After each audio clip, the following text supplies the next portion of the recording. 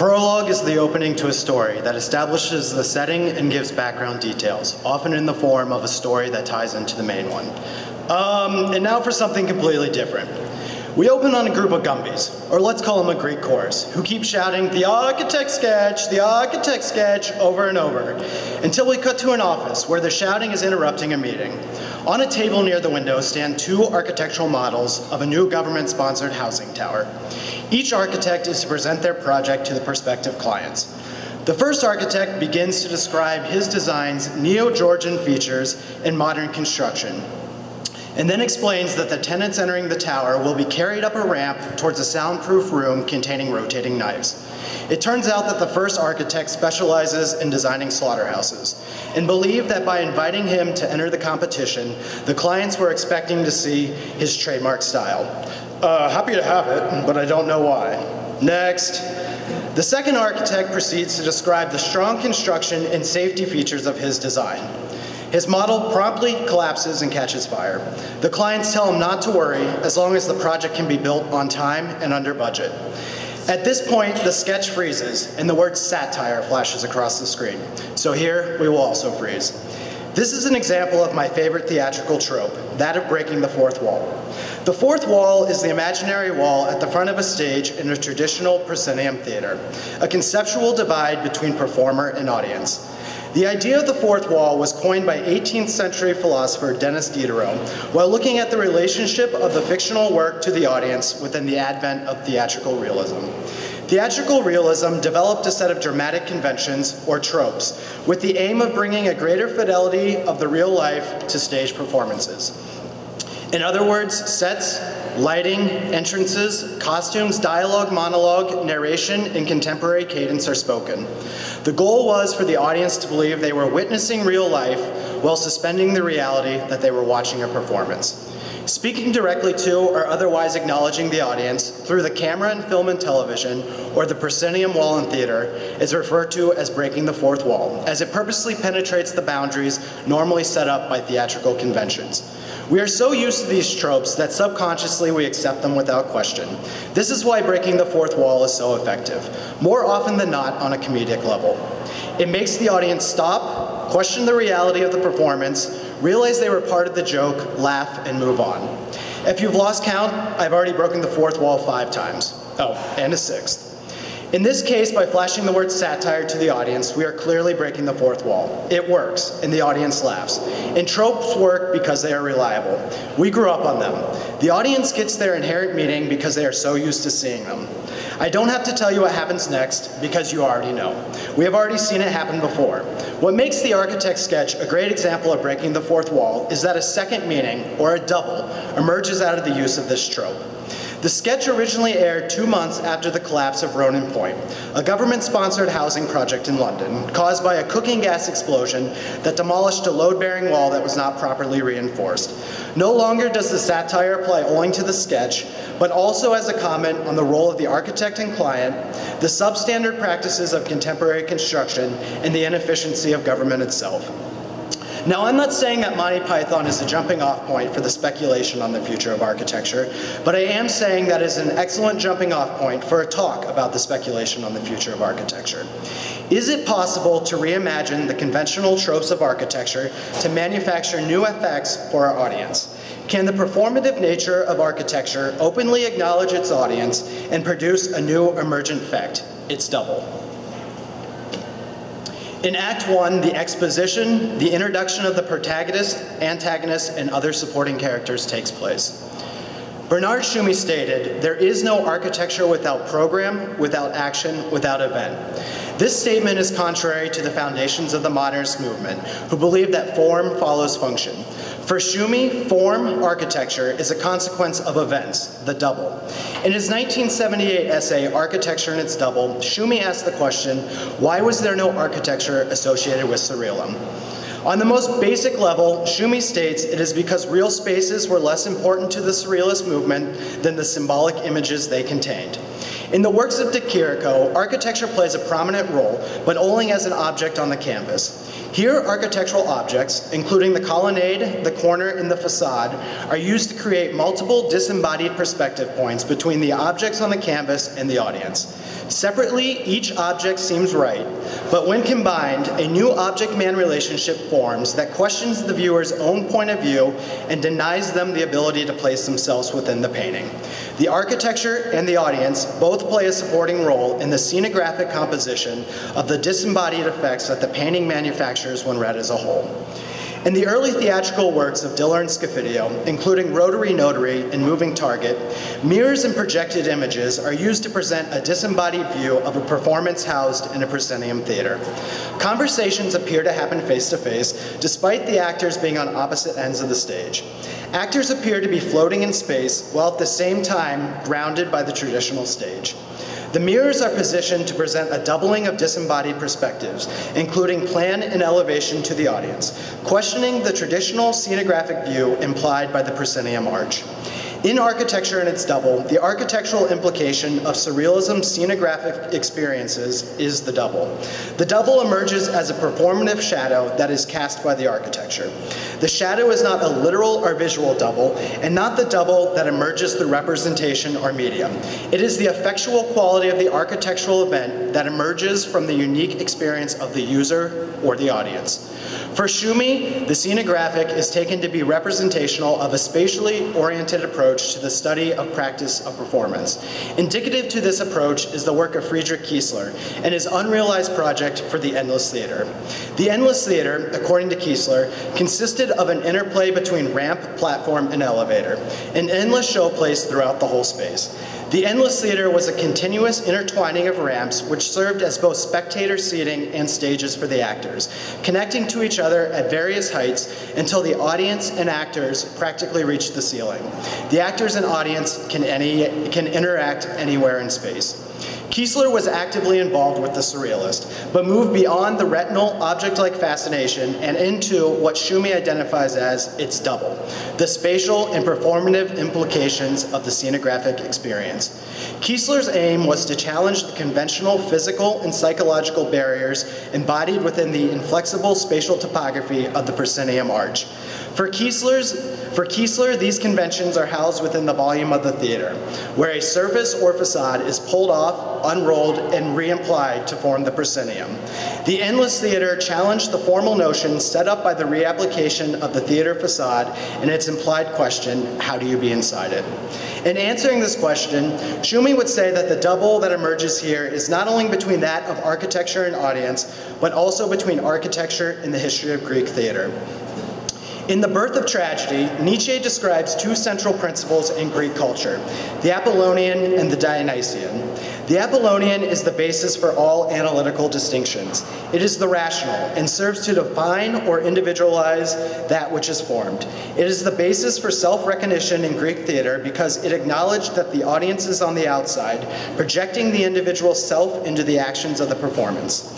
The audience is disinvolved with the action, but at the same time is able to project themselves into the characters that are being played. The audience is able to rationalize the emotions being played on stage as ones they are capable of producing, thus generating a self-conscious reaction. The Dionysian is directly opposed to the Apollonian. It is meant to break down the audience's individual character. Enthusiasm, ecstasy, madness, and drunkenness are all form of the Dionysian. For in such state, man gives up his individuality and submerges himself to the greater whole. It appeals to the audience's instinctive, chaotic emotions and not the formally reasoning mind. The audience is able to fully embed themselves into the performance, breaking all expectations set up between the formal understanding of the audience position and the figure of a theatrical performance. In other words, the audience becomes part of the performance. Nietzsche believed that tragedy could only be produced by the tension generated between the Apollonian and the Dionysian. In the theater of Dionysius at the Acropolis, the tension is created through the formal implications of the built theater. The theater becomes the final stop on the Dionysian procession, in which citizens, representatives, and actors marched up the Acropolis. The procession became just as important as the performance that took place in the theater. The linear nature of the procession implies an infinite ground, in which ecstasy can continue without the interruption of the rational mind. Processional theater eliminated the need to capture or contain an event, because the event was constantly in motion. The audience and the performers were the same, redefining the fourth wall as immaterial and dynamic. This becomes rationalized when procession turns into theater. The circular nature of the Greek chorus, in which participants are now facing each other, inverts the attention away from ecstasy and into self-realization. The chorus is separated from the procession and becomes the mediator between performance and audience. Self-realization is achieved by watching others obtain self-realization.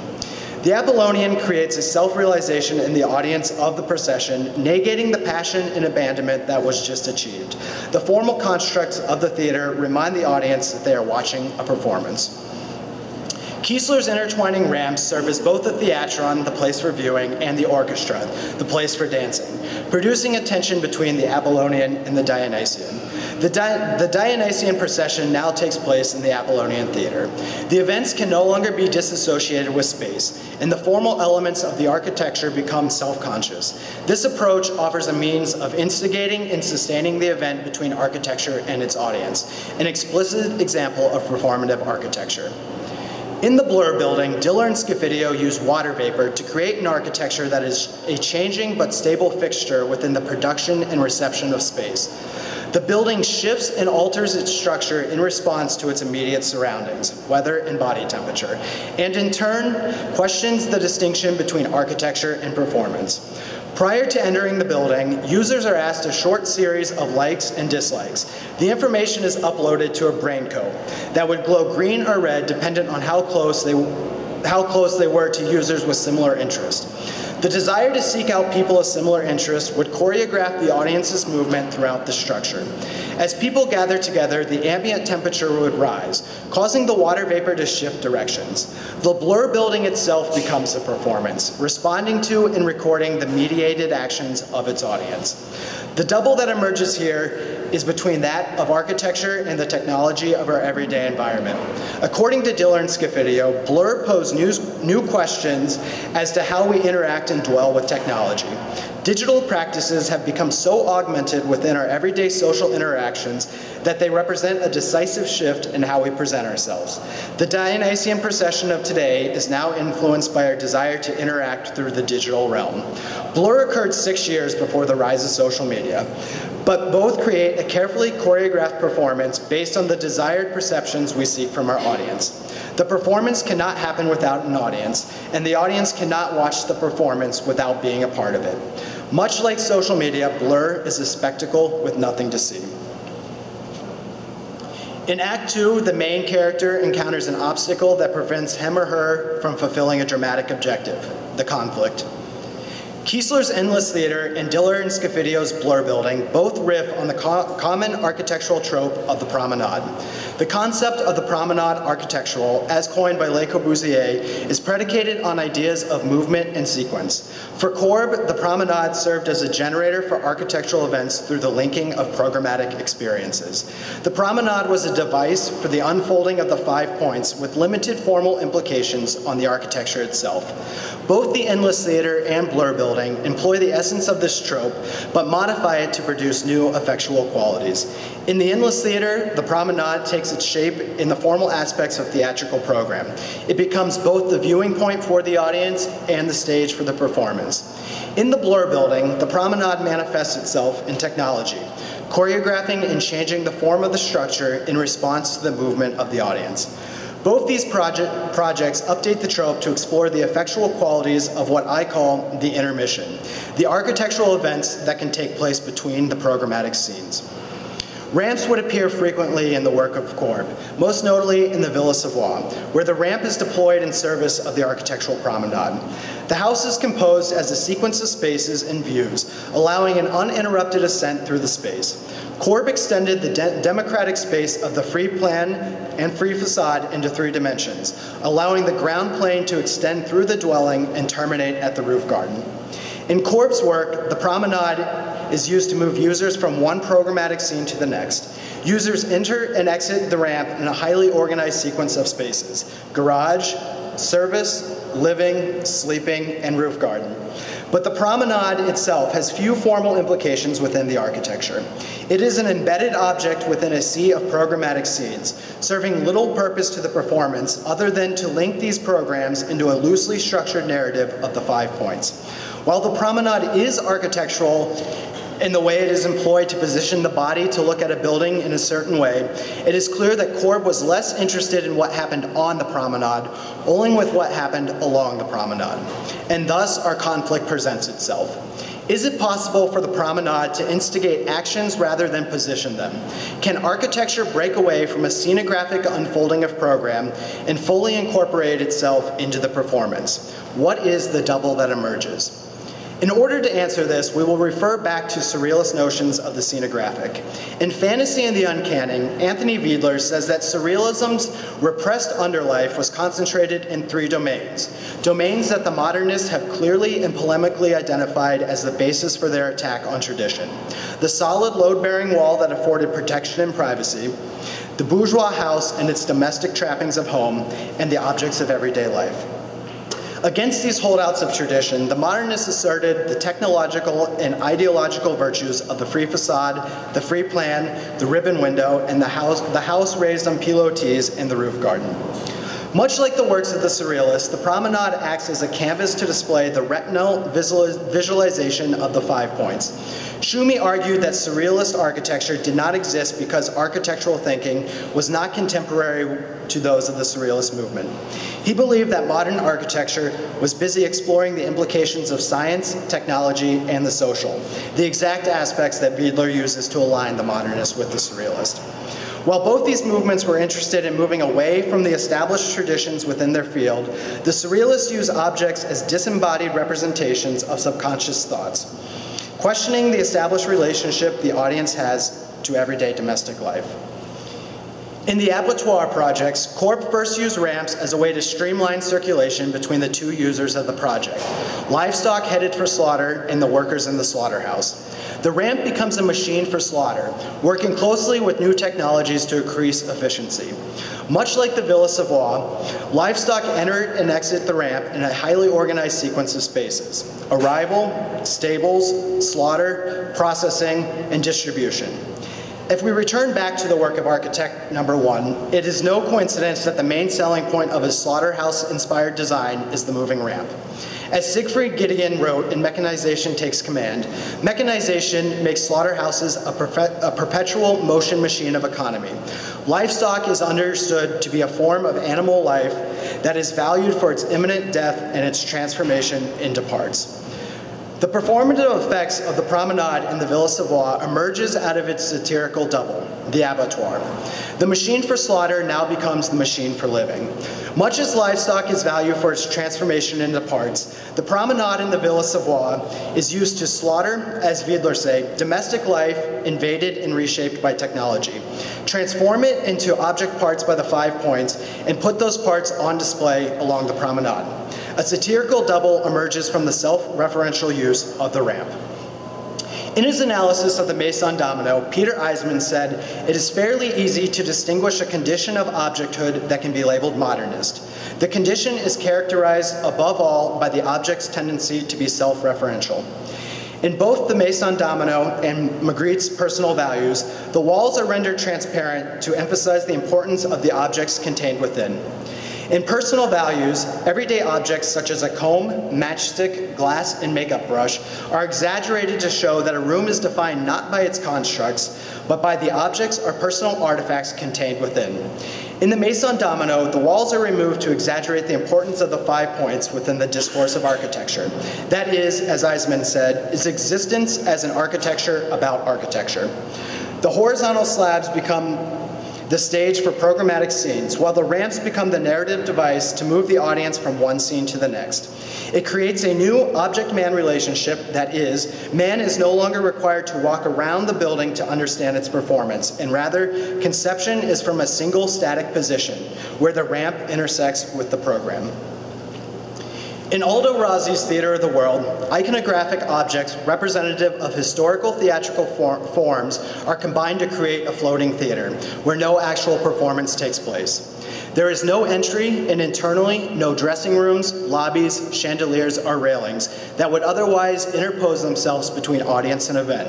The programmatic scenes have been removed, thus obscuring the architectural performance and focusing only on the performance of the intermission. Here, the iconographic is representative of a double, that is, as Daniel Libeskind wrote, achieved only on the condition of allowing common spectators to participate tautologically in such a representation. The space of representation and the experience of participation have flattened themselves so that they can no longer be distinguished. The historical elements of theater become self-conscious through Rosse's formal use of historical form. The theater is built on a barge that travels the world, landing in different cities, questioning the origins of the formal icons borrowed from the history of Venice, Shakespearean theater, or the coast of Maine, indicative to the project's complete lack of sight. In a film made to accompany the work's display at the 1980 Venice Biennale, Rossi used collage and stop animation to show the different icons borrowed and retrace the theater's journey across the world. Manfredo Tufuri wrote, "The alienating effect of the structure, which alludes to a world of memories too numerous to be wholly explained, increased as it was gradually built and taken on its voyage. The theater would collect aspects of each stop, adding to its iconographic form, and as it continued its promenade throughout the world. This meant that there was no place where it could truly settle. Its voyage made possible the most adventurous encounters, rendered totally surreal by the stateliness of its demeanor." The theater becomes satirical, much like our second architect's work, in the way that it is better understood through the memory of past events. It mirrors its surroundings without ever having surroundings. And as Libeskind said, it is purposeful without purpose, coherent without meaning. The forms appear as pattern, a structure without describing anything at all. The program becomes nothing but a vessel for which everything it has collected is revealed. And in case the audience has no memory of the collective, Rossi employs a technology to let us know that it is not about what the memory means, but only about what the memory represents. The theater actively participates in a promenade across the world where the architecture, rather than the performance, is the event that unfolds. The programmatic scenes are gone, and what we are left with is just an intermission of theatrical memories, whose understandings are ironically dependent on film, a technological medium that essentially killed live theater. In Soft Cell, Diller and Scofidio used video technology to interrupt the pre-existing programmatic scenes along the promenade of 42nd Street in Times Square. Video is used to manufacture effectual desire in the passerby of a rundown pornography theater. The project turns the peep show into a public display that lures viewers in through seductive video and text. While the images are not overtly sexual, the desire-producing apparatus adapts to accommodate and maintain a new currency of desire, consumerism. By repositioning desire, Soft Cell inverts the program of the theater. What was once a taboo in private show is now an externalized performance on the sidewalk. The public is the new audience of desire, no longer afraid to be caught loitering outside of a pornographic theater. In the Brasserie project, Diller and Scofidio continued to use video as an attempt to interject program along the promenade. Housed in the base of the Seagrams building, the architects made a conscious decision to make the restaurant, which has no views out, all about looking and being seen. A conspicuous promenade is created between the entrance, where diners are unknowingly caught on video, and the bar, where the images are played back on television screens. Here, Diller and Scofidio attempt to activate the space on the promenade, the intermission that occurs between the two programs of entrance and restaurant. The restaurant goer becomes an unknowing participant in a performance being played out at the end of the promenade.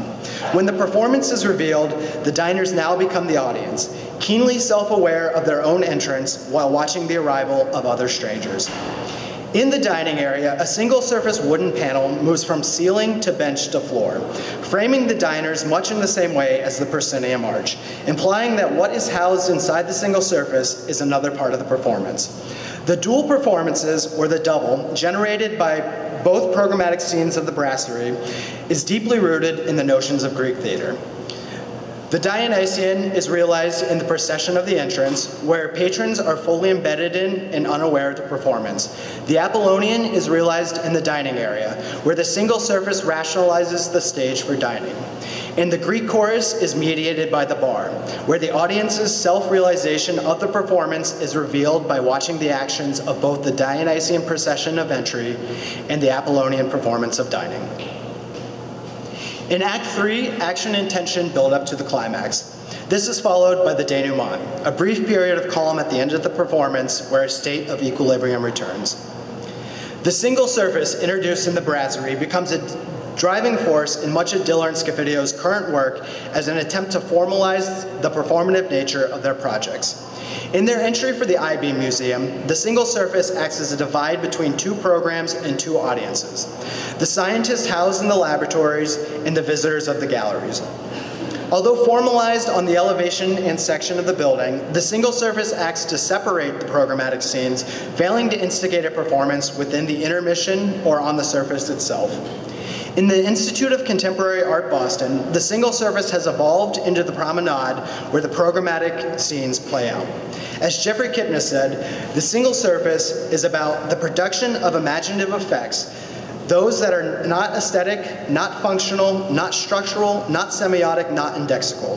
The single surface has a talent for turning floor, wall, and ceiling into a stage upon which fantasies of unlikely social connections and impossible physical behaviors blend with reality. The single surface at the ICA seamlessly takes the procession from city to boardwalk to entry to theater to cantilever to gallery, and then at its culmination, flipping itself 90 degrees to form a lenticular screen that reintroduces the city through the proscenium.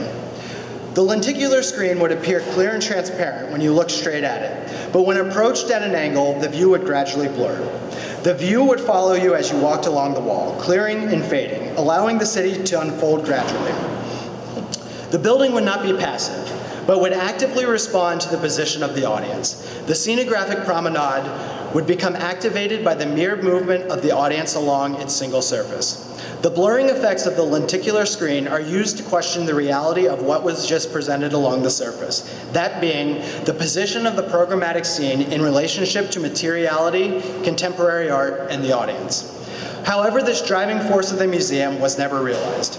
Here, a double emerges between the intentions of the architect in relation to the role of the audience and, as Jeffrey Kipnis calls, the pettiest of bourgeois values, a pretty view. The double that emerges here is out of the performative intentions of the architectural discourse and of the client in the commodification of art in a gallery space. The lenticular screen is cleaned up to provide a clear and spectacular view.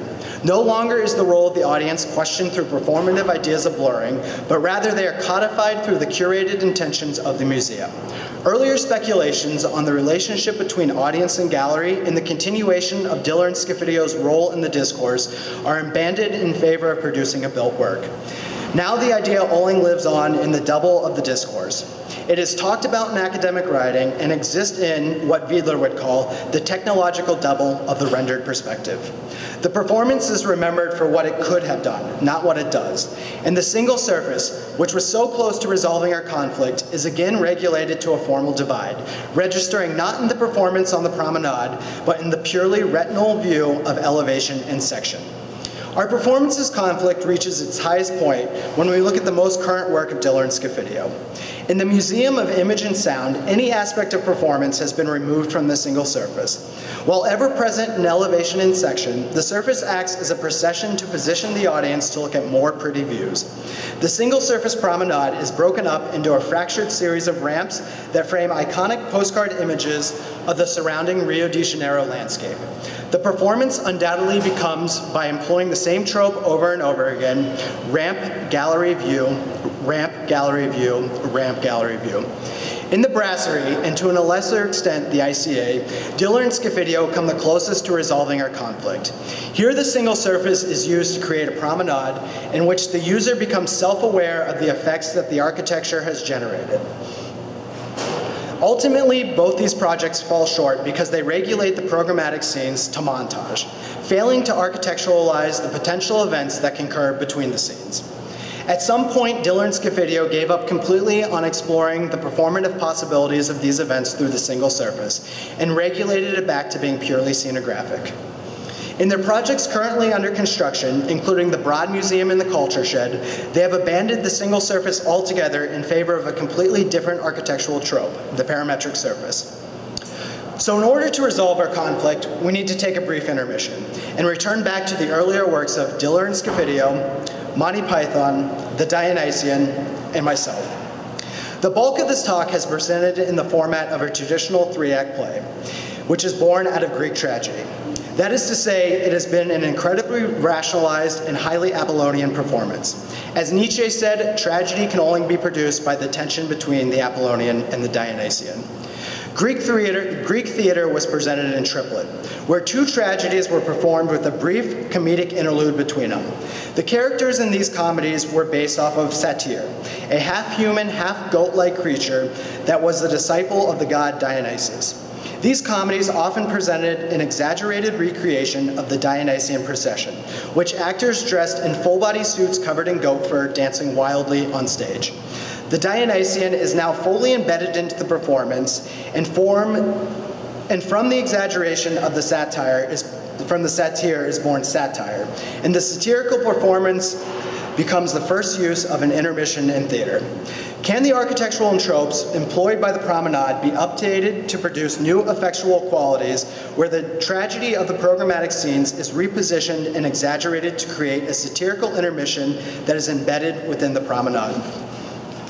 With the rotary, notary, and moving target, Diller and Scofidio used performance and projection to present overlapping perspectives, including plan and elevation as a way to architecturalize the theater. The audience now reads the stage and the disembodied performance as a single surface. In facsimile, the most recent performance piece of Diller and Scofidio, a camera is attached to the back of a moving screen mounted to the side of a building. The screen broadcasts the actions that is obscuring on a delay, creating a double where the boundaries between representation and viewer are increasingly blurred, and the audience's point of view is no longer defined by observation.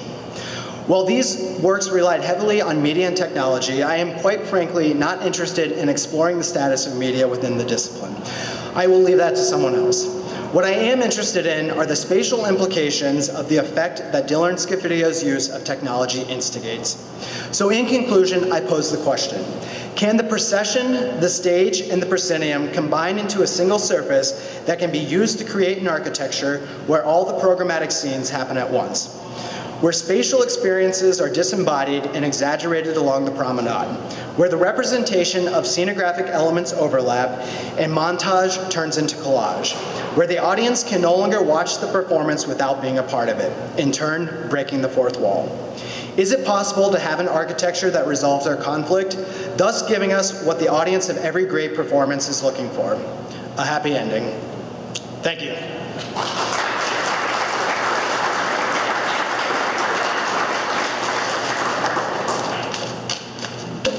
Just turn it on, yeah.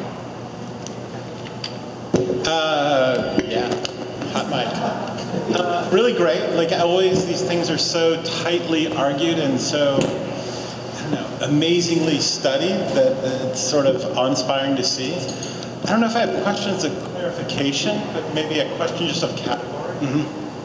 And I guess the start with the Monty Python sets up this notion of breaking the fourth wall and we return to it at the end. I guess I'm trying to get two examples of breaking the fourth wall. And I wonder if you could help me piece through what the difference between them might be. So in Annie Hall, where Woody Allen's waiting to go see a movie, and somebody's talking about Marshall McLuhan. Mm-hmm. And Woody Allen brings in Marshall McLuhan to then tell the guy off and says, "Oh, wouldn't this be great if we do this all the time?" So he dresses the kid. Yeah. Breaking the fourth wall, bringing in extra narrative specifically for the audience, speaking of the scene. It's more like what maybe, Then also something like Bertolt Brecht, who would bring the theater into the audience and create a kind of ambiguity between what was being seen and what was being experienced. I think they both have been described in a way as this sort of breaking of the fourth wall. Mm-hmm. But do you think they do it, are they the same or are they different? I would say they're different. I think with Brecht, it's becoming the performance itself, where in Annie Hall and with Monty Python, it's more kind of like a one-off. Like, it's a way to kind of take you out of it and maybe introduce like a small comedic element where you realize that, oh, I'm watching something.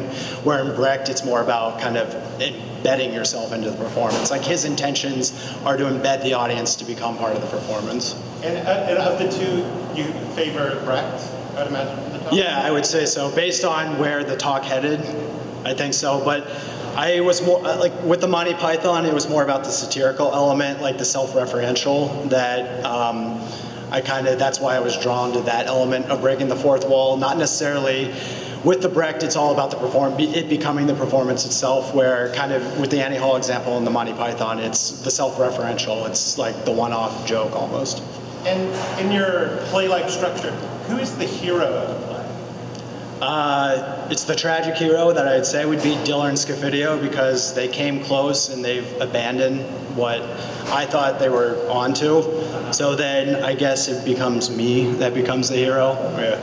The possibility. The possibility. I mean, I guess my skepticism is that the resolution of the tragedy fulfills itself in an ambition that would seem to take care of all historical evidence to the contrary, that this is somewhat an impossibility, or not an impossibility, like a categorically set up to not resolve itself. So we start with the Apollonian and the Dionysian. Already within there's this separateness. And so the separateness causes this category shift where you can understand this notion of the fourth wall or the separation. And so the final gesture is one towards an ultimate synthesis of those terms. And so I'm just curious, insofar as like the historical evidence always seems to point to the tension between these two things, their separateness. What in the evidence makes you think that they would come to conclusion being brought together? Yeah. Well, I think going back to the Apollonian and the Dionysian, it's the Greek chorus that mediates between the two. So basically, you have procession, and then you have everyone gathering and dancing in the circle, looking at each other, and then you have the audience watching the performance. So it becomes kind of the Greek chorus that becomes the mediator between the two. So I guess when I'm applying, all the projects have an element of that I showed, especially I think the brasserie became like kind of the salient example of where I found that in the projects I was looking at. But also I think in Rossi, he does a lot of that too. He reintroduces these elements that serve as the mediator between kind of the two opposing, whether it's memory or whether it's strictly the performance and the audience itself. Now, and again, I think it was like fantastically well argued, and I really have a different conception of the use of the ramp and the middle savoir after your talk. Like the way that you're arguing that it simply strings it together. I mean, you did a critical effect in your argumentation of it, but I think illuminating nonetheless. But I wonder, like in the example that you give me of the Rossi and the sort of, the bringing yourself through. To me, that feels almost more like the Woody Allen than the Brecht. I mean, although it uses Brechtian techniques of separating between the audience and the performance, it's calling oneself an awareness of the artificiality of the theatrical show. Absolutely. And I just feel like in all of the arguments, it comes back to that sort of looping through as a kind of antinomy of this condition, sort of irresolvable. So I sort of wonder about the evidence of the argument seems to continually point to this tension between separateness so that you can understand the convention.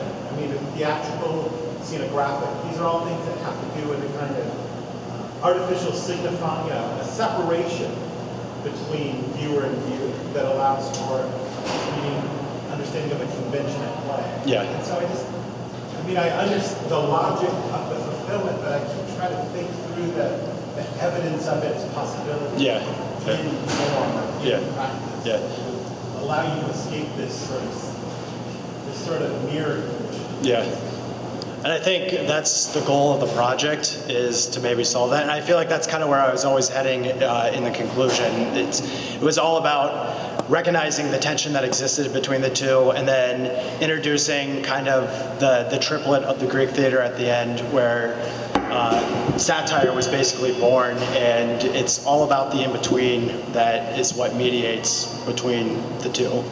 And I tried to position the project as being that. Like, that becomes kind of the thing that refers back to both of them, but also serves as the mediator between the two. Yeah, no, I mean, again, great talk. Thank you. Thank you.